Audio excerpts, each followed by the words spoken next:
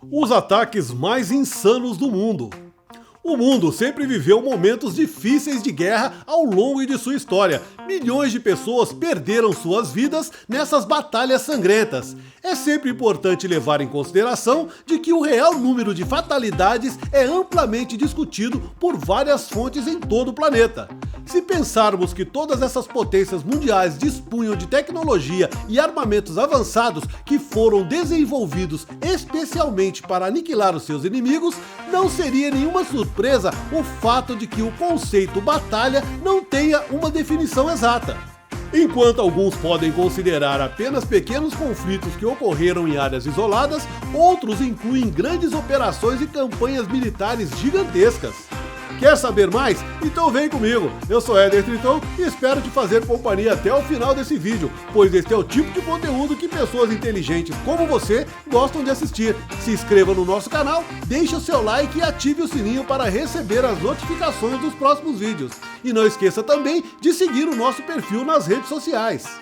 Ah, e lembrando, este conteúdo tem um patrocínio exclusivo da Villares Churrascaria O Costelone. Desde 1992, a única e melhor costela de São Paulo. Informações e reservas, acesse o site ocostelone.com.br ou pelas redes sociais Villares O Costelone.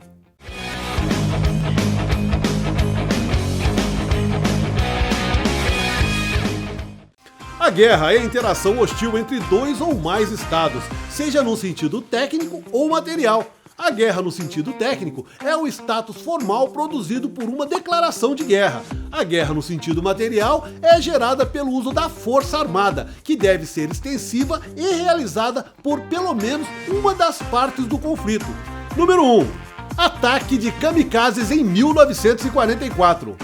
Kamiki é o nome dos pilotos de aviões japoneses que carregavam explosivos em suas aeronaves, promovendo um ataque suicida contra as embarcações americanas e seus aliados, tendo como principal alvo os porta-aviões.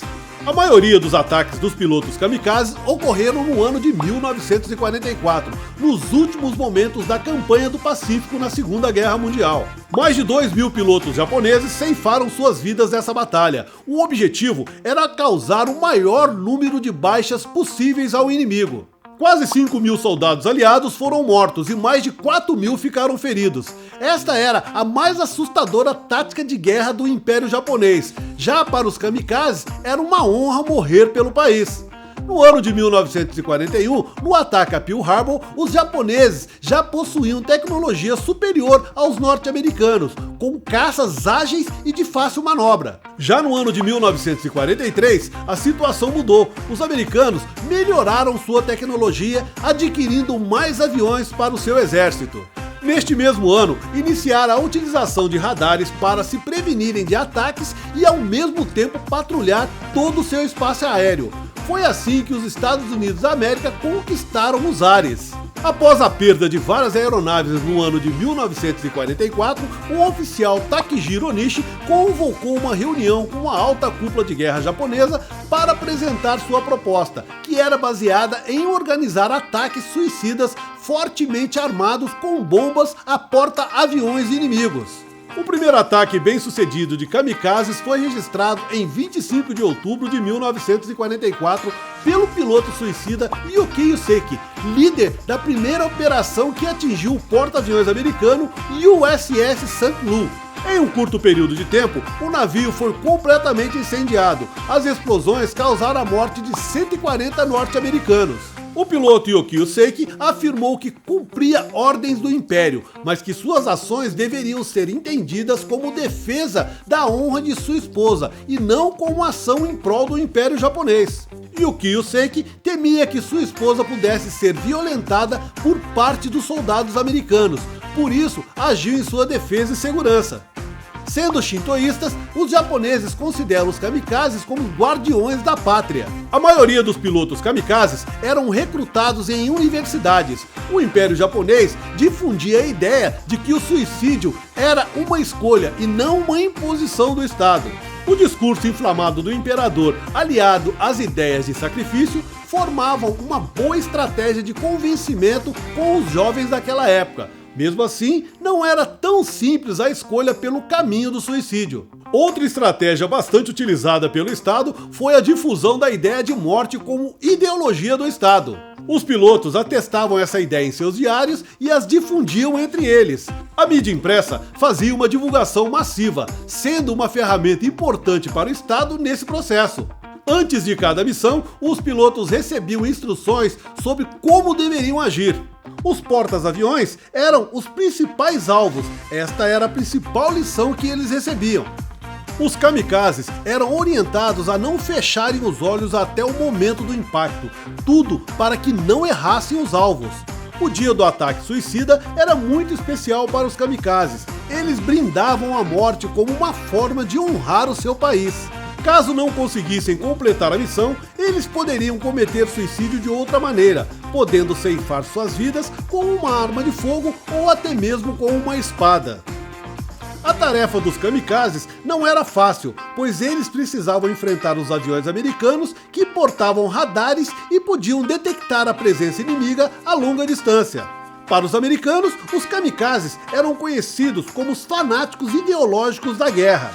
Mesmo assim, o estrago na frota inimiga foi expressivo. Apenas 11,6% dos 3.300 aviões acertaram o alvo desejado.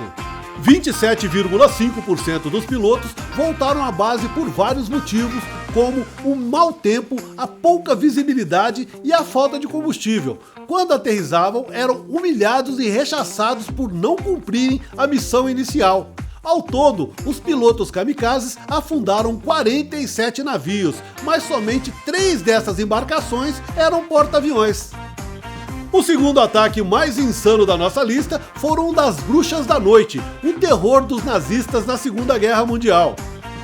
Bruxas da Noite foi o apelido alemão dado às mulheres aviadoras na Segunda Guerra Mundial, o 588º Regimento de Bombardeiros Noturnos.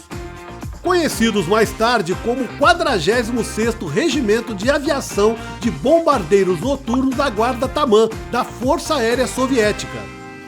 Inicialmente, as mulheres eram impedidas de combater, mas o premier soviético Joseph Stalin emitiu uma ordem no dia 8 de outubro de 1941 para que fossem implantadas 3 unidades da Força Aérea compostas somente por mulheres, incluindo o 588º Esquadrão do Regimento. O esquadrão, formado pela coronel Marina Raskova e dirigida pela major Evdokia Berchanskaya, foi inteiramente feito de mulheres, todas no fim da adolescência e no início de seus 20 anos. Com esse esquadrão, inúmeros alemães foram derrotados na Crimeia. A partir de 1942, as Bruxas da Noite voaram em missões de bombardeio de assédio e bombardeio de precisão contra o exército alemão até o final da guerra. Na melhor fase do esquadrão, ele tinha 40 equipes de 2 pessoas, voando em mais de 24 mil missões e despejando cerca de 23 mil toneladas de bombas sobre as cabeças dos alemães. Esta foi a unidade 100% feminina mais condecorada da Força Aérea Soviética. Cada piloto desse esquadrão teria voado mais de 800 missões até o final da guerra. Somente 23 pilotos teriam sido condecoradas com o título de heroína da União Soviética. Infelizmente, em todas as guerras há baixas em ambos os lados. 30 pilotos do contingente conhecido como Bruxas da Noite perderam suas vidas em combate. O avião escolhido pelo regimento foi o modelo biplano Polikarpov PO-2, produzido em madeira e lona, um design de 1928, originalmente usado como avião de treinamento e pulverização. Por serem aviões leves, esses biplanos podiam levar apenas 6 bombas em cada decolagem. Por isso, na maioria das vezes, foram necessárias mais de 8 missões por noite. Mesmo sendo uma aeronave lenta e obsoleta, as experientes pilotos ousaram na sua excelente capacidade de manobra. Elas tinham a vantagem de ter uma velocidade maior do que o dos Messerschmitt Bf-109 e do Focke-Wulf Fw-190, aviões usados pela Força Aérea Alemã. Com essa performance, os pilotos alemães tinham muita dificuldade em derrubá-las. Uma técnica de ataque das Bruxas da Noite era colocar o motor em um modo lento e silencioso, o mais perto possível do alvo e continuar planando até o ponto de liberação das bombas, tendo somente o ruído do vento para revelar a sua localização. Esse era o esquadrão mais temido pelos soldados alemães. Eles comparavam o som emitido ao de vassouras e batizaram as pilotos de bruxas da noite. Muitas vezes, as missões pareciam suicida, pois devido ao peso das bombas e à baixa altitude de voo, as pilotos conhecidas como bruxas da noite não levavam paraquedas. Em uma das histórias narradas, diziam que no ano de 1943, em um acampamento russo, na costa do Mar Negro, se arrastava mais uma noite fria de inverno. As bruxas da noite se preparavam para mais uma missão. Era a 10ª e última missão de uma noite que acumulava 14 horas de voo e nenhuma hora de sono. Tudo acontecia em um pedaço da Crimeia que abrigou algumas das batalhas mais violentas da Segunda Guerra Mundial. Os alemães estavam invadindo a Rússia há mais de 2 anos. A missão dada às bruxas da noite naquela data era apenas desviar a atenção do exército inimigo e abrir caminho para as tropas da Marinha Soviética, que precisavam desembarcar na costa e atacar por terra o exército alemão. Chegando na zona de combate, a tenente comandante russa Nina Raspopova assistiu a tudo de sua cabine. Muitos dos soldados foram descobertos e eliminados. Alguns marinheiros perderam suas vidas nas gélidas águas do Mar Negro. O regimento, conhecido como Bruxas da Noite, operava sempre ao anoitecer, atacando posições alemães como pontes, depósitos de combustíveis e munições, tropas e veículos de suporte.